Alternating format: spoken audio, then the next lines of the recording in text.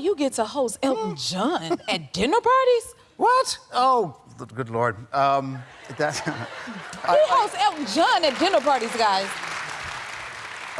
Yes, they had their AIDS Foundation dinner last night, raised another millions of dollars, as they do every year. I'm so proud of them. David Furnish and I went to high school together, and so I met Elton years and years ago. And the first time we ever had them over to the house, we had a new piano, courtesy of something I'd done for Elton. And I got a wine or two in me, and I said, you know, Elton, you're going to have to christen the piano. Did he? So he gets up without saying a word, and he comes over, he sits down at the piano, and this is the moment I really wanted to prove to him that I know what I'm talking about. Yes, I'm not going to say Rocket Man like some schmuck. So I said, I've seen that movie too, from Goodbye Yellow Brick Road. And he looked up at me and said, oh, I don't remember that song. Oh my God.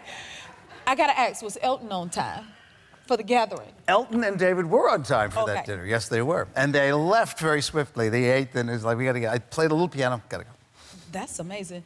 Man, could I buy the piano that he played on? That's the one thing I will never give up. You have to keep it and cherish that. That's special. My son. Thank you for sharing that with us. So, Eric, 27 years since Will and Grace?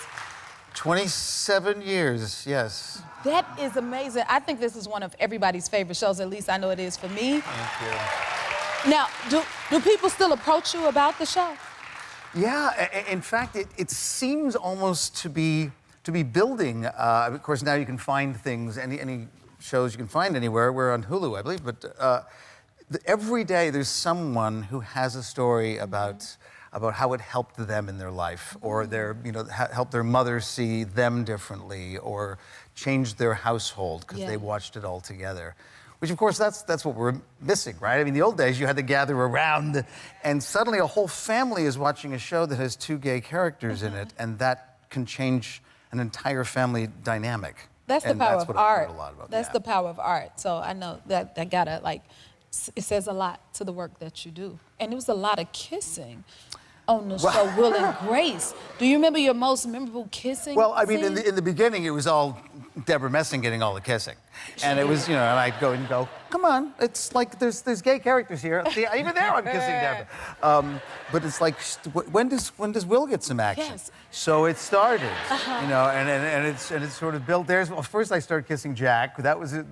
We shot that in New York, live at the Today Show. I'd have to say, in many ways, the most memorable was one that almost went unnoticed, because by season 7 or so, everyone knew what the show was. Lots of guest stars, lots of.